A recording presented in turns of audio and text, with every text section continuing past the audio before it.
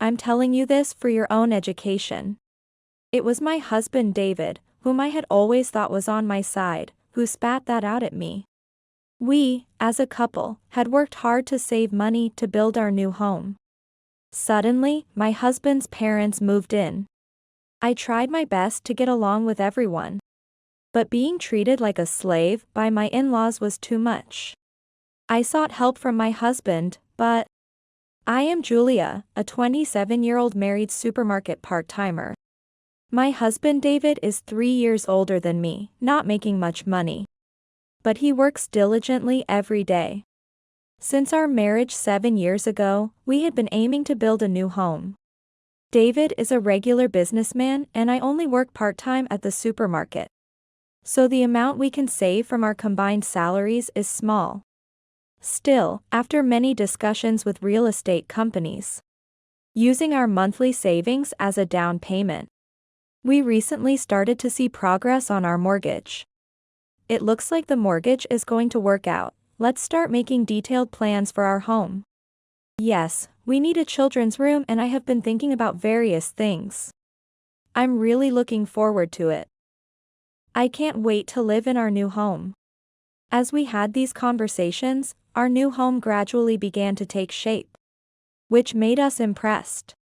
While the house was being built, David and I repeatedly visited the construction site and excitedly considered buying new furniture and appliances. Hey, since we're at it, why not get a bigger refrigerator? We might have children soon, and we'll need a family-sized one. Yeah. Our family might grow, so a bigger fridge would be better. Right? And about the children's room, is it too early to get a crib and toys? What do you think? It might be a bit early for that. For now, it's fine if we leave the children's room empty. You're right, sorry for rushing things. Shall we go to the electronics store tomorrow to have a look? Yeah. Let's decide together at our own pace. Finally, the new house was completed. Standing in front of our sparkling new home, David and I envisioned a bright future together. As we were talking with the real estate agent, the moving truck arrived. Approaching the truck to greet them, I was surprised to see people who shouldn't have been there. David's parents, my in-laws. Why are they here? Maybe they came to surprise us for a celebration. I thought, confused, looking at David, who smiled and walked towards them. He probably knew they were coming. I asked David what was going on. David, if your parents were coming, you should have told me. I was really surprised. Sorry, I completely forgot to tell you, Julia. But since we're going to live together now, we don't need to be too formal. What do you mean? You don't mean they're moving in with us, do you? Oh, didn't I mention? They're just putting their stuff in today and coming to stay in 3 days. Come on, let's go say hello. Wait. That's impossible. We built this house together. How can you make such a big decision without me? I'm telling you I'm sorry. Look, they're waiting, so let's just go greet them for now. Despite being led by David to greet his parents, I was so overwhelmed by the situation that I couldn't follow the conversation. My in-laws were all smiles and started talking. But I couldn't understand what was so enjoyable about it. David, Julia, congratulations on your beautiful new home. Indeed. It's exciting to think we'll all live here together. You knew you were moving in, didn't you? Would it have hurt to consult me? Julia, they both came to celebrate the new house. Let's not talk about this now, it's too late to change anything about living together. I learned there that my in-laws had timed their home lease termination with the completion of our house. Unable to say anything more, I was taken inside by everyone, and the distribution of rooms began. I was thinking of letting you two use this room. He guided his parents to the room we had discussed making into a children's room. Wait. Don't joke around. We discussed making this a children's room several times. That's true, but after talking with my parents, we decided they should use it. Why would you decide that without consulting me? I'm sorry, Julia. From now on, we'll make sure to discuss important matters together. Can you forgive us this time? Julia, I'm truly sorry. My in-laws apologized and I could no longer press the issue. 3 days later, they indeed moved into our house. My mistrust of my husband and in-laws was significant. But there was nothing I could do but start a reluctant cohabitation with the four of us. The life that began as a deceit was filled with hardships. Both in-laws did none of the household chores. When I returned home from the supermarket, they were relaxing in the living room, watching TV. Of course, the house was a mess. Cooking, cleaning, and laundry all became my sole responsibilities. Managing chores for 4 people instead of just 2 was unbearably hard. Julia, the laundry is piling up, so please take care of it today. And when you hang the laundry, make sure to smooth out any wrinkles. Julia, please prepare the meals and the bath early. I want to take a bath by 6 p.m. Also, could you make the seasoning a bit stronger? After enduring such nagging for the first week, I couldn't bear the thought of it continuing and decided to talk to my in-laws. I have something to tell you. Isn't it strange that I'm the only one doing all the household chores in this house? I also work, and I need my husband to take on some of the responsibilities. Since both of you are retired and at home, could you please help out with the chores a bit? What are you talking about? Household chores are the wife's job. And how dare you speak to your parents-in-law like that? I used to do all the household chores by myself back in the day. It's only natural that you should do the same. I was so taken aback by their fierce response that I couldn't say anything at the moment. That night, after my husband came home, I discussed the day's events with him. Today, I tried asking your parents if they could help out a little with the chores. But I ended up making them very angry. Honestly, taking care of 4 people is really tough, and I need your help too. Are you serious? Given the hours we work and our income, it's only natural that you handle the household chores. And the idea of pushing chores onto my parents, even if they are in-laws, is unthinkable. This is a good opportunity for you to learn the basics of household management from my mom. Hearing his response, I realized that I had no allies in this house. At that moment, I decided to leave. I had the next day off from work. So I planned to leave early in the morning and packed my bags during the night. In the morning, I went to the living room to talk to my husband, and all 3 were there. Thinking it was a good opportunity, I started to speak. I have something to tell you all. It's difficult for me to continue living together like this. So I will be going back to my parents' house. What are you suddenly talking about? If this is about yesterday, we've talked it over and we all reflected on it. Can't you forgive us? Julia, I'm sorry. From now on, let's cooperate and share the household chores. I'm sorry, I went too far yesterday. I apologize. I see. Maybe I acted too hastily. From now on, let's all work together to make this house better. Although they apologized, I felt defeated. Anyway, we agreed to share the household chores. However, their words turned out to be a complete lie. Even on the day we had that discussion, they made excuses and did nothing. The next day and the day after, their attitudes remained unchanged. And I decided to leave the house for the second time. Enough is enough. Nothing has changed after all. This time, I'm really going back to my parents' house. After saying this, I left the house. Disgusted by my husband and in-laws who were shouting to the neighbors behind me. Everyone. Have you seen my wife? I can't contact her. Julia. Where are you? Please come back. What if she's involved in some incident? We should call the police. Unable to ignore the three causing trouble in the neighborhood, I reluctantly returned home. However, their attitudes towards life did not improve. And I reached my physical and emotional limits. Without telling anyone, I left the house for good. The next day, while staying at my parents' house, I received a call from an unknown number. It was the police, unbelievably informing me that the three had reported me missing. I explained the situation to the police. But they told me they couldn't intervene further in a domestic issue. And that we should discuss it among ourselves. Reluctantly, I returned to what seemed like days of hell, as I couldn't dismiss what the police said. Then I struggled to get through each day. One day, my mother-in-law invited her sister over without informing me.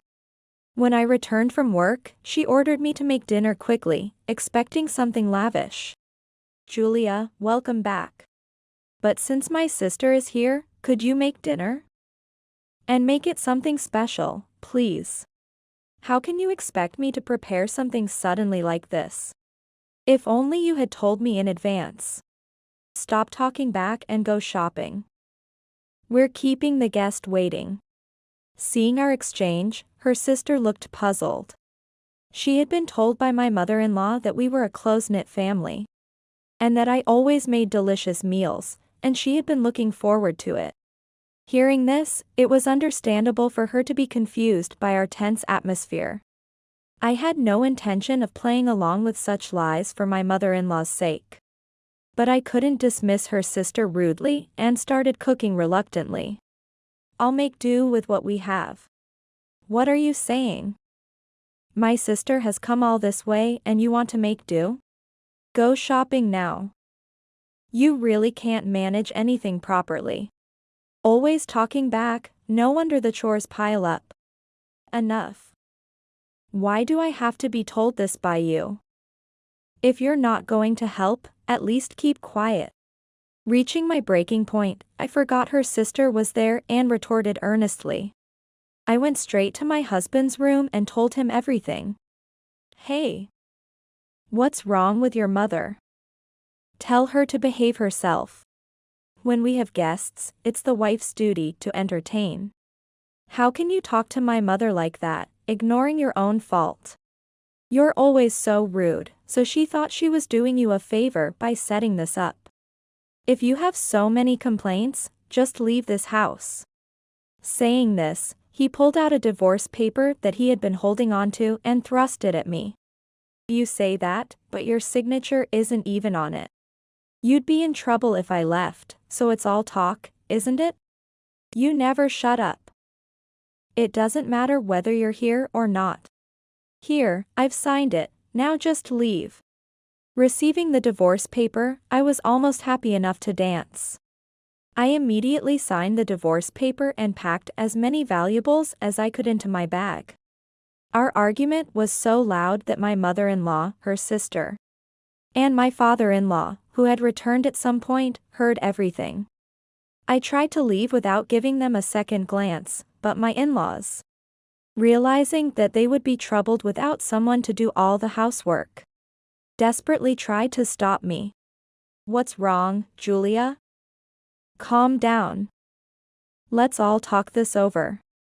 I went too far earlier, Julia, I'm sorry. Look, David, apologize quickly. It's fine, just leave her." I was being lenient thinking I'd discipline her, and she got cocky. "Just get out already." At this point, having already received the divorce papers, their insults didn't reach me at all. I completely ignored the three of them, grabbed only my bag, and left the house.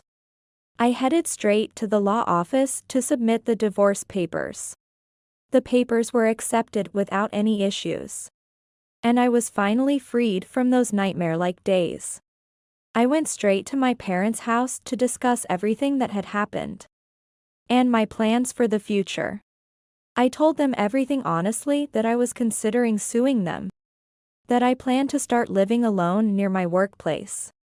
And that I needed some financial support to start anew.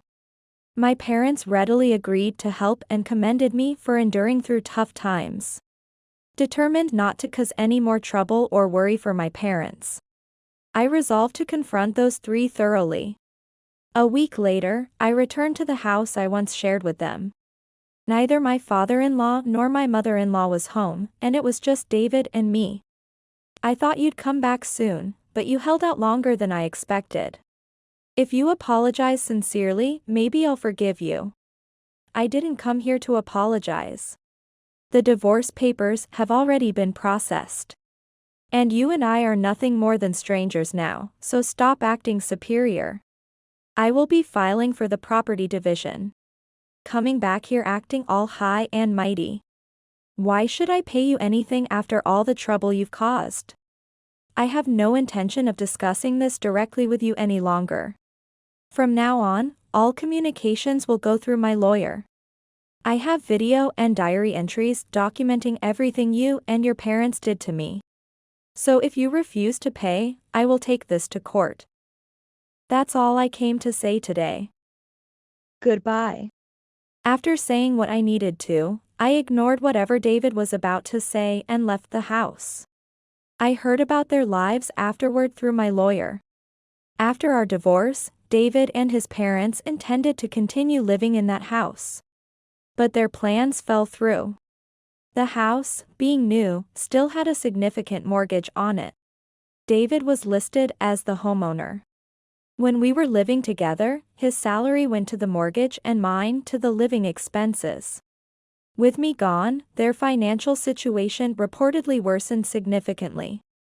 David sought help from his parents, asking them to use the money from selling their previous home for living expenses. However, their spending had been so lavish, including luxury cars, expensive bags, and golf, that there was hardly any money left, it turned out. As a result, he could no longer afford the monthly mortgage payments. After several reminders from the real estate agent and discussions with his own lawyer, he decided to sell the newly built house to pay off the mortgage. However, the sale did not go smoothly. No one had cleaned the house since I left. It was filthy, with holes in various places and stained with cigarette smoke and color, leading to a substantial cleaning fee. Despite these issues, the house was eventually sold, but only for a pittance. According to my lawyer, the remaining mortgage and the payments to me for property division put David in significant debt. David and his parents began living in a cheap apartment, all three working desperately to cover their daily expenses. Hearing this from my lawyer, I almost felt sorry for them, but I quickly reconsidered. Considering everything they had done to me, this was just deserts. Once I received all the money, I planned to cut all ties completely. Then one day, David unexpectedly visited my new home, where I was living alone.